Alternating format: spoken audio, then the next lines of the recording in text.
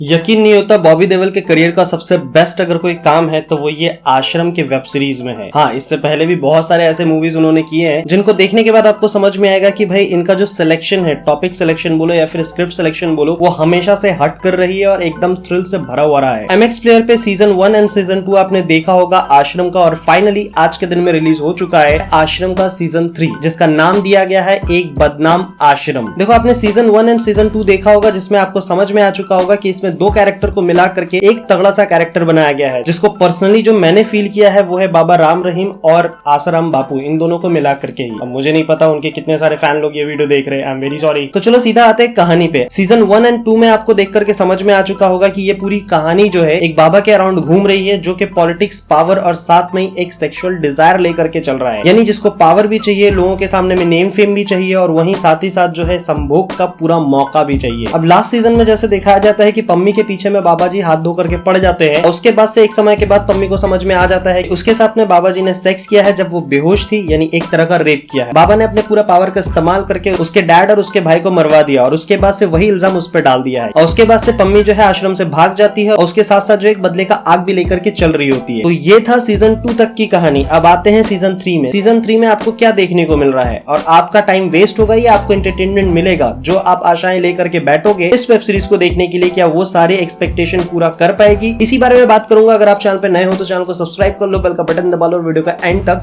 जरूर देखना। सो कहानी की शुरुआत जो है छोटा सा रिकैप के साथ में होता है। जो सारी चीजें मैंने आपको बताया है, पम्मी के पीछे में जो है बाबा अभी भी पागल है। बाबा ने लास्ट टाइम जिसको सीएम की कुर्सी दिलवाई थी, वो खुश होकर के जो है बाबा के लिए एक बहुत बड़ा महल बनवाता है, और वो महल यकीन मानो यार क्या जबरदस्त महल है। मतलब आप देखते ही रह जाओगे। जैसे उसका फर्स्ट शॉट दिखाता है, जैसे गार्डन एरिया है, उसके बाद से फिर महल, उसके बाद से बेडरूम का एरिया, एकदम जबरदस्त। तो भाई मोंटी जी यानी जो बाबा है, उनसे उनका असिस्टेंट जो भोपी जी का नाम लेकर के चल रहे हैं, वो कहते हैं कि आपको कैसा लगा, और उसके बाद से बाबा की जिद वहीं आके अटक जाती है कि इन सभी चीजों का क्या फायदा जब वो नहीं है साथ। उसके बाद से एक डायलॉग ऐसा आता है जिसमें बाबा ये कहते हैं कि सारा सरकार, सारा पावर उसका है, तो भाई उसी की सरकार चल रही है, वो जो कहेंगे वही कानून है, वो जो सोचेंगे वही शासन है, वो सारी चीज उनके हद में है। लेकिन उसके बावजूद भी ये असफलता क्यों है कि वो पकड़ नहीं पा रहे हैं पम्मी को? यार यकीन मानो इस वेब सीरीज ने ये तो सिखा दिया है कि आदमी एक छेद के चक्कर में बर्बाद हो जाता है। सिर्फ लेजेंड लोगों को ही ये लाइन समझ में आया होगा। जिनको समझ में आया कमेंट सेक्शन में जाकर के बताओ। तो भाई बाबा को भोपी जो है कन्विंस करता है, कन्विंस ये बोल के करता है कि उसके जैसी हजारों मिल जाएंगी, लोग तुम्हारे दर्शन के लिए तरस रहे, बाबा बाहर चलो। तो बाबा का कहना होता है कि उसके जैसे नहीं,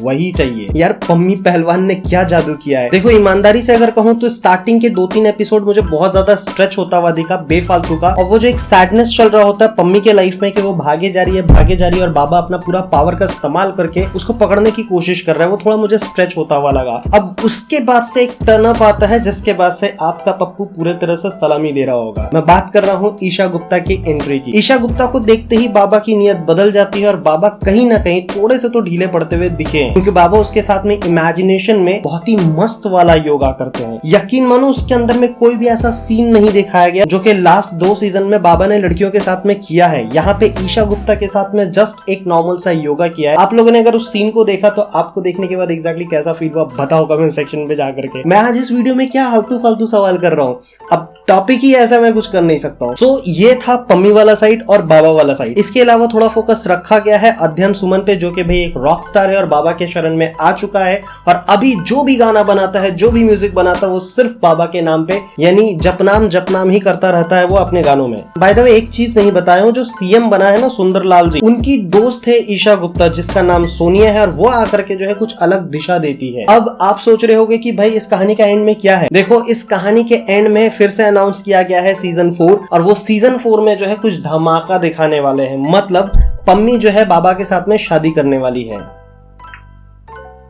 कमाल हो रहा है ना। पता मैंने ट्रेलर देखने के बाद मन में एक तृप्त इच्छा जगी थी, ये वेब सीरीज खत्म मत होने देना, इसका एक और सीजन लेकर के आओ, और ज्यादा कामुकता से भरी हुई, और ज्यादा कमीनेपंती से भरी हुई, वो सारी चीजें दिखाओ यार जो लोग नहीं जानते हैं बाबा लोगों के बारे में। तो भाई एकदम जबरदस्त सा दिखाया है। बीच में आपको एक सीन देखने को मिलेगा जिसमें एक लड़की जो है आकर के लड्डू खा लेती है, और आपको पता होगा कि बाबा के आश्रम में यूथ लोग आकर के, यानी जवान लड़के लड़की लोग आकर के प्रसाद के लिए क्यों मरते हैं, और वो लड्डू खाने के बाद में क्या होता है। तो वो लड़की लड्डू खा लेती है, उसके बाद से बाबा जाते हैं उपचार करने। अब वो उपचार जो है काफी टाइम तक होता रहता है, और बिल्कुल वैसे ही चूतिया भक्तों के जैसे जो कि लोग जाते हैं और बाहर में बैठे रहते हैं घंटों तक कि बाबा जो है अंदर में आशीर्वाद दे रहे हैं, और वो जो आशीर्वाद देते हैं it was literally a blow job, और वो प्रेस करने में बिजी था। एक सच बात बताऊं, बॉबी देओल के कई सारे लुक्स जो है ना, मतलब वो जो अपना ठहराव के साथ में जो अपना लुक्स देते हैं कैमरा में, वो देखने के बाद आपको ऐसा लगेगा कि कहीं इसमें सच्ची में वो आत्मा घुस तो नहीं गई है, क्योंकि उसकी आंखों में वो हवस,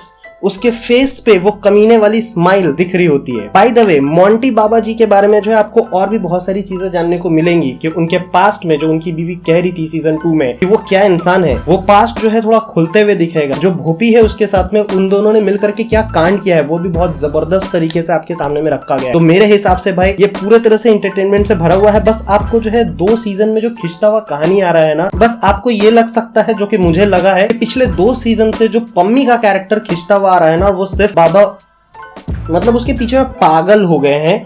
अब उस चीज के लिए यार एक लिमिट होती है, तुम्हारे सामने में इतनी सारे ऑप्शंस है, लेकिन नहीं, बाबा को वही चाहिए, मतलब कुछ तो खास बात है भाई। और यही सारी चीज जो है न्यूज में भी आ रहा था। आपको पता होगा सीजन 1 में पम्मी की भाभी की जो शादी होती है और उसके बाद से बाबा कहता है कि तुम इस दुनिया के सभी चीजों से मुक्त हो जाओ, और कह करके पम्मी के भाई का कटवा देता है और उसके बाद से उसकी बीवी के साथ में ऐश कर रहा होता है। वो चीज रियल लाइफ में हुआ है और आपने न्यूज में सुना भी होगा। ओवरऑल रियलिस्टिक वेब सीरीज जिसके अंदर में हर चीज एकदम सच्चाई के साथ सामने में रखा जा रहा है। हो सकता है कि इस सीजन में आपको बाबा से बहुत ज्यादा नफरत होनी शुरू हो जाए, क्योंकि उनकी हरकतें कुछ ऐसी है। भोपी को भी आपको गाली देने का मन करेगा, इसमें कोई डाउट नहीं है कि सीजन 1 एंड सीजन 2 में आपका मन नहीं कर रहा था, यहाँ पे लेकिन थोड़ा ज्यादा करेगा। सो मेरे हिसाब से आप बिल्कुल देख सकते हो, बट फैमिली वॉच नहीं है, आप अकेले बैठ के बिंज वॉच करो और देखो यार। मेरे हिसाब से फुल्ली एंटरटेनिंग है। थोड़ा सा स्ट्रेच होता है स्टार्टिंग के 2 से 3 एपिसोड, उसके बाद से सारी चीजें जो है टर्न अप होना शुरू होती है। So that was my honest reaction for this web series. What's your take, please do comment. अगर आपने देखा है तो आपको कैसा लगा कमेंट करके जरूर बताना। यहाँ तक वीडियो देखने के लिए तहे दिल से धन्यवाद। मिलूंगा नेक्स्ट वीडियो में, तब तक के लिए स्वस्थ रहो, मस्त रहो, जबरदस्त रहो।